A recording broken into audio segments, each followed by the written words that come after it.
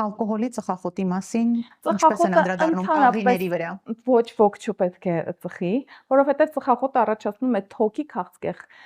ծխախոտը առաջացնում է միզապարկի քաղցկեղ, ինֆարկտ, ինսուլտ եւ այլն։ Դա եկեք չքննարկենք։ Բայց կոնկրետ գրգռած աղիքի համակնների վրա ծխելը որոշակի ինչ-որ գանգատները փոխելու հատկություն այդպես հստակ չէ այդ կապը։ Ալկոհոլի օգտագործումը նույնպես շատ անհատական կարող է շատ սրացնել գանգատները որոշ հիվանդների մոտ։ Ինչ վերաբերում է գազավորված ըմպելիքներին, հանքային նույնիսկ որոշ մարդիկ ասում են հանքային ջուրը կօգնի օգտագործեմ, ճիշտ է։ Սա թերևս մի բանն է, որը էլի կարող ենք համաձայնել, որ գազավորված խմիչքները խորհուրդ չենք տալիս, հատկապես քաղցրները, բայց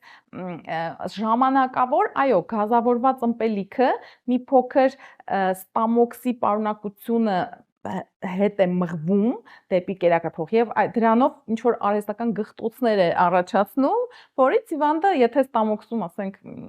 փքվածություն է, կարող է ժամանակավորապես հանգստանալ։ Այդ կարծիքը այդտեղից է գալիս, բայց հերակա, ասենք, առումով երկարաժամկետ դրանք այդ գազի պղպջակները ավելի են շատացնում ստամոքսի եւ աղիքների փքվածությունը եւ խորհուրդ չեն տրվում։